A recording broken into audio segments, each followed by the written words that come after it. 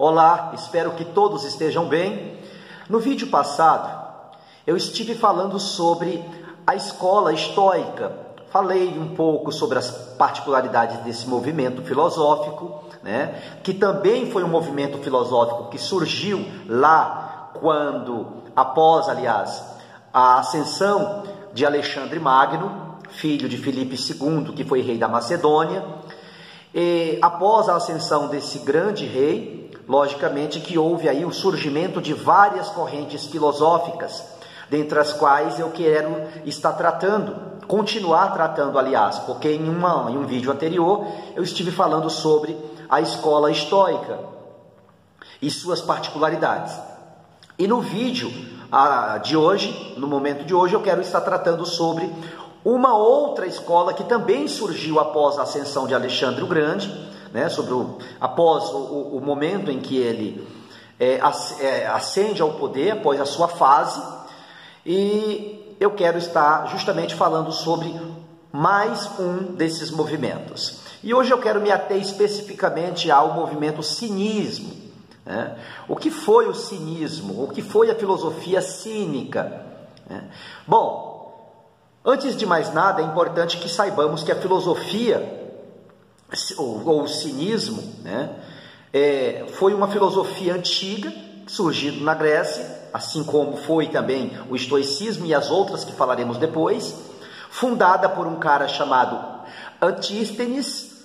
Esse cara simplesmente pregava a virtude e a felicidade através da autossuficiência e de uma vida simples, de uma vida tranquila, uma vida em harmonia com a natureza. Era uma particularidade dessas escolas. E o cinismo, ele se apega muito nessa questão, de se levar uma vida tranquila, uma vida em paz, uma vida em sintonia com a natureza propriamente dita. Os cínicos, como foi, por exemplo, um dos grandes expoentes, que hoje se fala muito dele, quando a gente fala dessas escolas, que foi Diógenes, desprezava, por exemplo, o próprio Diógenes, ele desprezava, por exemplo, os bens materiais, desprezavam as convenções sociais. Todos os cínicos que faziam parte da filosofia cínica desprezavam tudo isso, preferiam viver como cães, daí o nome do grego kion, e eles optavam por isso justamente para poder demonstrar a sua independência, rejeitando assim a hipocrisia social, conforme eles atestavam. Então, os cínicos, eles tinham essa característica, viver uma vida tranquila, uma vida em que eles não se preocupavam muito com as convenções sociais, não se preocupavam muito não se preocupavam de forma alguma com aquilo que o mundo, o sistema exigia deles. Isso é tão verdade que o próprio Diógenes, em um momento, ele estava lá tomando seu banho de sol, quando de repente vem se aproximando Alexandre o Grande com a sua comitiva, com toda a sua pompa, com todo o seu poderio. E Alexandre, já sabendo o pensamento de Diógenes, ele se aproxima de Diógenes e diz: Diógenes, pede-me o que queres e eu te darei tudo o que tu pedires. E Diógenes simplesmente olha para ele e, sem nenhuma pretensão em querer angariar qualquer coisa, ele simplesmente olha para Alexandre Magno e diz: tu queres realmente me dar algo que de fato me faça bem? Então o Alexandre Magno, rei, ele disse: sim, peça-me o que queres. Diógenes disse: por gentileza, se retira da frente do sol, porque você está atrapalhando o meu momento de lazer. Então, assim, os cínicos, eles levavam uma vida muito tranquila, simplesmente desapegados de tudo e de qualquer coisa. Levavam uma vida extremamente tranquila, primando especificamente pela paz interior. É uma característica praticamente de todas elas. Quando a gente começar a ver e falar sobre as demais, vocês irão perceber que todas elas têm algo em comum. E algo em comum que as aproximam é justamente essa busca pela paz interior, pela imperturbabilidade da alma, pela ataraxia, o termo que eles utilizavam.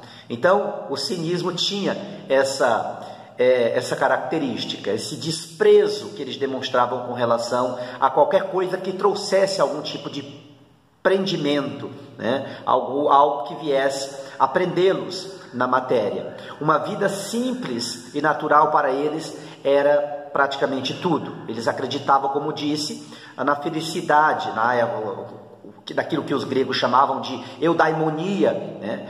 Onde eles acreditavam que viver de acordo com a natureza e desprezar o que é artificial, como a riqueza e os próprios prazeres, era algo extremamente fundamental, e isso garantiria a eles uma forma de viver mais tranquila e menos apegada a qualquer coisa, o que daria a eles uma vida feliz, por assim dizer. Uma outra coisa que caracteriza a vida e a maneira como os cínicos eles procuravam viver era justamente aquilo que eles chamavam de autarcia ou a autossuficiência. O que significa isso? O principal objetivo deles era alcançar a independência total, não dependendo, eu diria que, de nada além do necessário para a sobrevivência deles, para a sobrevivência humana, como a própria alimentação e o sono. Então, para eles, tendo o que comer, tendo um lugar para poder viver e dormir, para eles já era algo totalmente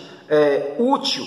Então eles não precisariam mais de nada, viviam uma vida extremamente tranquila, conforme eles diziam, uma vida de cão.